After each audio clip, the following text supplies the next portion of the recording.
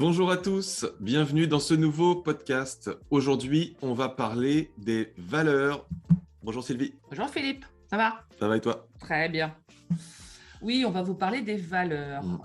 On voudrait faire le lien aussi avec ces valeurs. D'ailleurs, qu'est-ce qu'une valeur? On va vous en parler.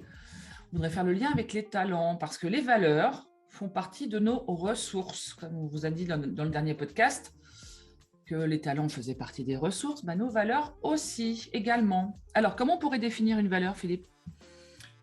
La valeur, c'est vraiment fondamental pour l'être humain. On peut dire, il y a plein de manières de le dire, mais on peut dire que c'est son squelette psychique. Oui. C'est quelque chose qui est absolument fondamental dans la vie d'un individu. Ouais. Et on verra, qu'elle soit honorée ou pas, ça a des répercussions parce que c'est fondamental. Ok. Donc, c'est quelque chose qu'on ne peut pas ignorer, à la différence peut-être des talents qu'on peut ignorer, qui nous empêchent d'être comme on voudrait l'être. Mais les valeurs, c'est vraiment quelque chose contre lequel on ne peut pas On peut lutter. pas passer outre. Exactement. Ouais, en tout cas, on ne peut pas vivre de manière pérenne en passant outre. Ok. Alors, juste, moi j'aime bien les images, les métaphores. Donc, quand j'explique à mes coachés qu'est-ce qu'une valeur, je leur dis, comme tu viens de le dire, c'est votre colonne vertébrale psychique. Mais je leur dis, imaginez-vous votre colonne vertébrale, vraiment la vôtre. Si votre valeur, si une de vos valeurs ou plusieurs de vos valeurs ne sont pas honorées, c'est comme si vous aviez sur votre colonne vertébrale des fêlures. Donc, quand on a des fêlures ou des disques bloqués sur une colonne vertébrale, on n'avance plus. Et la valeur, c'est ça. Quand vos valeurs ne sont pas honorées, vous ne pouvez plus avancer. Je vais vous donner un exemple. Je ne suis pas d'accord. Je suis tellement pas d'accord. Tu n'es pas d'accord? Non, Pour juste quelle un petit raison? point. On ne peut plus avancer. C'est bien tout le problème, c'est qu'on peut avancer, mais on avance à un train qui n'est pas notre train naturel, à une vitesse qui n'est pas la bonne, et ça nous amène aussi à prendre des décisions qui ne sont pas, qui sont des décisions peut-être qu'on peut regretter. Donc en fait, c'est tout le problème, c'est qu'on avance quand même, mais on n'avance pas vers vers quoi on pourrait tendre avec une vraie envie, enthousiasme et réussite. Avec beaucoup de difficultés, voilà. En tous les cas. Donc malgré tout, on peut considérer que c'est avancé puisque le temps continue à passer. Ouais. Mais voilà. Donc je te rejoins sur le fait que c'est vrai qu'en effet, on ne peut pas avancer. À un moment donné, ça se stoppe. Exactement. En tous les cas. C'est le problème de la valeur quand elle n'est pas honorée. Oui. On peut avancer un certain temps, mais à un moment donné, ça s'arrête. C'est comme votre dos, il va continuer à avancer, votre colonne, elle est là, elle va avancer, jusqu'au jour où vous vous faites un lumbago, vous vous coincez. Bon, alors ça va, on a trouvé un consensus. Voilà. C'était limite, c'était limite. Il faut toujours on s'entend, il n'y a pas de problème. On explique, en tous les cas. Bon, ce qui est important, c'est de se dire, voilà, aujourd'hui, quelles sont mes valeurs et est-ce que je les honore? Je vous donne juste un petit exemple pour rebondir sur ce qu'on disait. Dans le travail, par exemple, vous êtes en ce moment dans votre travail, vous aimez votre métier, mais vous n'aimez plus peut-être la façon dont on vous demande de faire votre métier, ou vous n'avez plus les mêmes valeurs que votre société. Dans ces cas-là, qu'est-ce qui se passe?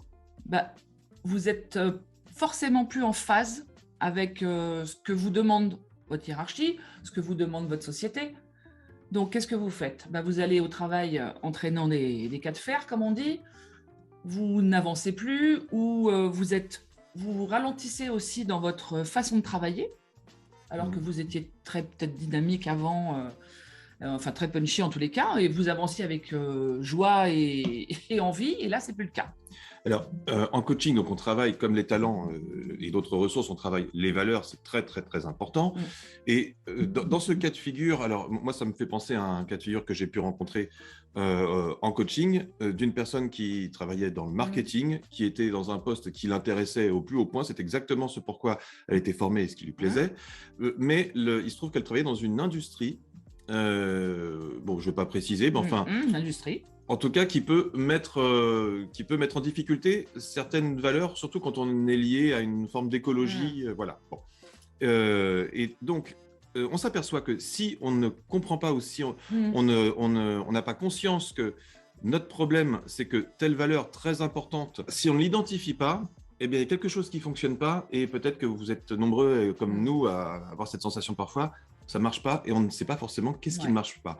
Lorsqu'on identifie qu'il y a cette valeur, et c'est ce qui s'est produit dans ce coaching, alors d'un coup, tout s'explique. D'accord, j'aime tout ce que je fais, et je sais quelle est la limite de... qu'est-ce qui fait que le matin, il y a un truc qui me dérange, et que ça fait des mois que ça dure. Voilà. Ouais, c'est ça. En fait, quand votre valeur n'est pas honorée, ou plus honorée, ou bafouée, parce que ça arrive, vous n'avancez plus comme vous avanciez avant. Et vous n'êtes plus en train, vous n'avez plus la joie d'aller travailler. Ça peut être, je parle de travail, mais ça peut être dans la vie personnelle aussi également, hein. Donc cette valeur, vous allez vouloir à tout prix la récupérer. Cette ou ces valeurs, hein. On en a plusieurs, on le verra après. On peut en avoir plusieurs, hein, et largement une bonne dizaine, c'est faisable, hein.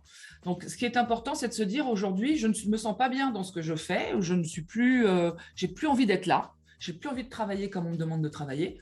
Maintenant, qu'est-ce que je fais? Eh ben, en fait, cette valeur, elle vous pousse à agir parce que elle est en vous. Et comme vous ne l'honorez pas, vous ne pouvez pas avancer correctement.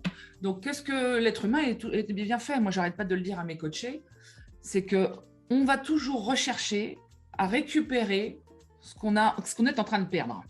Et alors, en coaching, lorsqu'on identifie cette valeur, on se refait le fil, on se refait un petit peu rétrospectivement le fil, et ça explique le nombre de fois qu'on a constaté ça. C'est vrai que pour la personne, ça explique d'un coup toutes les séquences qu'il y a eu, qui étaient un peu nébuleuses. On ne sait pas pourquoi ça s'est passé, comme si pourquoi on n'était pas bien, etc. Et d'un coup, tout s'éclaire parce qu'on est des êtres, à titre individuel, assez logiques. En tous les cas, on suit notre propre logique. Exactement. Et en fait, une fois que vous avez récupéré cette valeur ou ces valeurs, c'est comme si vous aviez une chape de plomb qui s'enlève de vos épaules. Parce que, justement, vous êtes redevenu vous-même. Par exemple, j'ai la valeur autonomie très, très forte. Le jour où j'identifie que j'avais un problème de ce côté-là au niveau de mon emploi, par exemple, qui par ailleurs pouvait m'intéresser, etc., eh bien, ce jour-là, je sais que si je ne prends pas ça en compte, alors, ou il va falloir compenser autrement, et ce n'est pas évident, ou alors il va falloir trouver des moyens de faire vivre cette valeur. Alors, peut-être, c'est une hypothèse, hein, peut-être pas forcément dans ce job, parce que dans ce job, il n'y a pas d'autres possibilités. Alors, ça veut dire que je sais qu'il va me manquer de ce sentiment d'autonomie. Alors, peut-être, je ne sais pas, je vais me mettre à la musique, à autre chose, enfin, quelque chose dans lequel je fais vivre complètement cette valeur. Okay. Ouais, mais au moins, j'ai identifié, je peux me demander qu'est-ce que je fais. Je sais que sans faire attention à ce point précis dans ma vie, je ne vais pas avancer aussi bien que je le pourrais. Alors, qu'est-ce que je peux faire? Maintenant que j'en ai conscience, je sais que je vais faire quelque chose. Je ne veux pas rester comme ça. Alors, on parle de valeurs, mais comment on les définit en coaching, les valeurs? Parce qu'on a tous des valeurs. Vous avez vos valeurs, Philippe a les siennes, moi j'ai les miennes. On a tous nos valeurs qui nous caractérisent. Elles sont parfois héritées. Elles sont aussi construites. Parce qu'on se construit des valeurs aussi au fil de notre vie. Un petit exemple, on prend une valeur simple comme l'honnêteté. D'ailleurs, une valeur est caractérisée est définie par un nom, pas par un verbe. Pas par un verbe, exactement. C'est pas un verbe. Par exemple, j'ai grandi dans une famille où j'ai toujours entendu les discours d'honnêteté et d'honnêteté, par exemple, pour rester là-dessus. Eh bien, possiblement, dans ma vie, je vais avoir une valeur d'honnêteté qui sera, en l'occurrence, héritée. Et lorsqu'on grandit, les valeurs héritées, généralement, on les repasse par notre propre filtre. Et puis, lorsqu'on les valide, eh bien, elles sont validées de manière encore plus, souvent, en tout cas, je l'observe, encore plus forte. Exactement. Donc ça, c'est pour les valeurs héritées. On peut avoir des valeurs construites, par exemple, le sens, donner du sens à ce que l'on fait. C'est une valeur que vous avez pu vous construire au fil du temps en fonction de votre vie. Moi, je sais que j'ai cette valeur parce que je ne peux pas faire les choses si je n'y trouve pas de sens. C'est très compliqué pour moi de faire quelque chose déjà sans comprendre ce que je fais et sans qu'il y ait un sens à ce que je fais. Et ça, je me suis rendu compte au fil des années que si je n'avais pas de sens, et ça peut être dans la vie perso, dans la vie pro, hein, les valeurs, elles sont partagées pour notre vie complète, on va dire. En fait, vous n'avancez pas comme vous voudriez avancer, c'est ce qu'on disait tout à l'heure, et vous cherchez, enfin moi en tout cas, je sais que j'ai cherché absolument à retrouver ce sens. Dans mon dernier job, je n'avais plus de sens à faire ce que je faisais quand j'étais salariée, parce que je ne m'épanouissais pas. Voilà, c'était compliqué. Donc cette valeur, moi, je l'ai construite dans ma vie professionnelle en fait et dans ma vie personnelle. Et ensuite, alors, il y a les valeurs qu'on a aussi en commun. Alors, tout le Oui. monde a des amis ou de la famille, enfin bref, les valeurs qu'on partage avec les autres. Parfois, ce n'est même pas forcément des amis. Avec Sylvie, dans le cadre d'Alternalis, Ouais. alors l'Alternalis, c'est le fruit un peu de notre relation, mais les trois valeurs qu'on a vraiment en commun, c'est qu'on peut rappeler, qu'on met aussi sur le site et qui sont très puissantes pour nous, c'est donc l'audace, L'audace. d'abord, c'est assez chronologique pour nous, hein. Ouais. L'audace, ensuite l'engagement, l'engagement, l'investissement, et puis ensuite l'accomplissement. Ouais. Ça, c'est quelque chose de très fort. Mm. En tous les cas, on fonctionne comme ça avec Philippe, c'est qu'on aurait beaucoup de mal à avancer si on n'en aurait pas ces valeurs. Oui. Et comment on les définit, les valeurs? Alors, parce qu'en coaching, on le voit avec nos coachés, vous n'avez pas forcément la notion de qu'est-ce qu'une valeur, ou même si vous en avez entendu parler, vous ne savez pas vraiment si ce sont vos valeurs à vous. Et nous, en coaching, on pose la question. Si je demande à Philippe, l'audace, est-ce que c'est important pour toi? Oui, c'est important. Est-ce que c'est très important? C'est très important. Est-ce que c'est fondamental?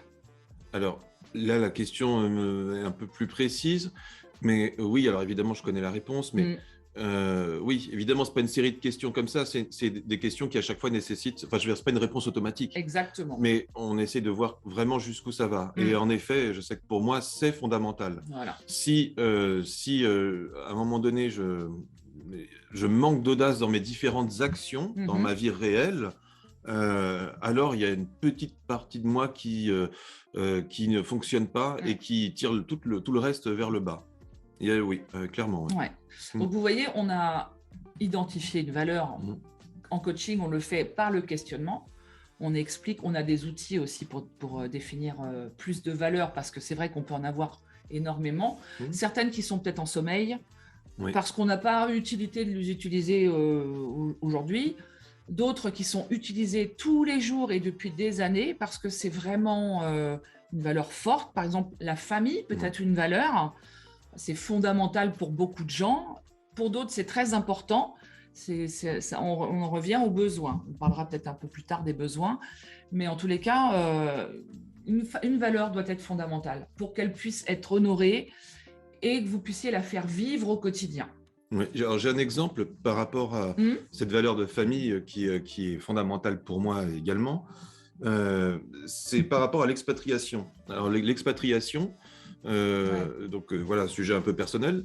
L'expatriation, c'est quand même, si c'est pas préparé, on se lance, etc. Et puis peut-être que il y a des choses qui nous dérangent, il y a une ambiance générale qui peut se dégrader, il y a un investissement dans notre nouveau job, etc., qui peut se dégrader. Bref, il y a plein d'hypothèses. Ça me semble très important, d'où l'avantage du coaching et de l'accompagnement, d'avoir très au clair avant finalement de se lancer dans ce processus d'expatriation, enfin avant le jour J, d'anticiper un petit peu ces choses-là et d'avoir conscience que d'accord, je ne vais pas pouvoir faire vivre la valeur famille au même niveau qu'avant. C'est fondamental pour moi. Qu'est-ce qui va changer? Qu'est-ce que je peux mettre déjà en place ou commencer à réfléchir, commencer à me préparer parce qu'il va me manquer quelque chose de fondamental. Exactement. Et ça, c'est vraiment ce qu'on travaille en coaching. Il vaut mieux le travailler avant d'ailleurs qu'après, tant qu'à faire. Mais en tous les cas, voilà une expression de ce qu'on peut faire, de ce qu'on peut travailler en coaching et puis la puissance que ça a pour la fluidité de notre vie et notre bien-être. Exactement. Et souvent, on détecte beaucoup de valeurs en coaching avec nos coachés. Et c'est ce qui fait qu'ils se remettent, ils se recentrent sur eux, en fait, pour se dire, ah ben en fait, je comprends mieux maintenant pourquoi je n'avançais pas, je comprends mieux pourquoi je n'étais pas bien dans telle ou telle situation. Ça remet, ça recentre en fait sur ses valeurs la personne qu'on accompagne. Et tu allais dire, ça remet l'église au milieu du village. Un peu, oui. Je connais ton J'ai pas osé. Ouais. Mais il faut oser, en fait. Je crois que tout le monde, beaucoup de gens la connaissent, cette expression. Mais voilà, et en fait, ça vous recentre sur vous-même, en fait. Et ce qui est important, c'est de se dire, nos valeurs, elles nous portent, elles nous font avancer. Et n'oubliez pas, elles vous poussent à agir quand elles ne sont pas honorées. Voilà ce que l'on travaille en coaching pour vous aider à mieux vous connaître. Ça fait partie des ressources, comme on disait, comme les talents. Ça fait partie de vos ressources qui vous sont propres. Et alors, une dernière petite précision sur les valeurs. on peut avoir la tentation parfois, je dis on, moi ça m'est déjà arrivé, je pense que ça peut arriver à tout le monde, Ouais. de vouloir avoir une valeur. Parce que Oui. pour un tas de croyances, et puis voilà, ça nous ferait plaisir. Je prends un exemple que j'ai pu observer assez souvent. Alors là, pour l'occasion, ça n'est pas personnel, mais Ouais. l'envie, le désir d'avoir comme valeur la liberté. Ouais. En coaching, on pose des vraies questions. On ne se contente évidemment pas ensemble de ce qui est posé sur la table, mais les questions qui vont se poser, c'est de l'ordre de alors qu'est-ce que tu as mis concrètement en termes d'action qu'est-ce que tu as mis en place pour faire vivre cette valeur Si tu n'as rien pu mettre en place, qu'est-ce que ça t'a occasionné comme difficulté voilà. Et donc, on peut observer parfois qu'il y a des valeurs qu'on aimerait avoir, qu'on a le désir d'avoir, on a le désir que ce soit fondamental pour nous. Non, c'est peut-être important, c'est peut-être très important, mais pas nécessairement fondamental. Donc voilà, il y a aussi cette approche de miroir et c'est aussi en coaching, c'est ce qu'on fait, de prendre le temps, et c'est pas toujours simple, de se regarder vraiment très franchement. Et encore une fois, nous, on se place aussi, voilà, je pense que c'est un réflexe commun à peu près à tout le monde. Parfois, ça fait du bien de se voir comme on a envie de se voir. Et à un autre moment, c'est plus utile et plus efficace aussi de prendre le temps, peut-être avec un coach, de se regarder très franchement. Et souvent, mais vraiment souvent, j'ai envie de dire toujours, j'aime pas trop les généralités, mais je crois que toujours, on s'aperçoit quand on se regarde très franchement que finalement, la réalité n'était pas à craindre, bien au contraire. Bien au contraire. Ce qui est important, c'est de se dire, j'ai le droit d'être comme je suis. Si je fais appel à un coach, c'est que j'ai besoin aujourd'hui de changer quelque chose ou de comprendre quelque chose parce que je n'avance plus. Peut-être que justement, on parlait des valeurs, c'est dans le sujet. Je n'honore pas certaines valeurs, mais je n'en ai pas conscience. Ou j'avance, mais j'ai envie d'avancer plus vite. J'avance, voilà, mais je veux avancer mieux, je veux être un peu plus performant sur certaines choses.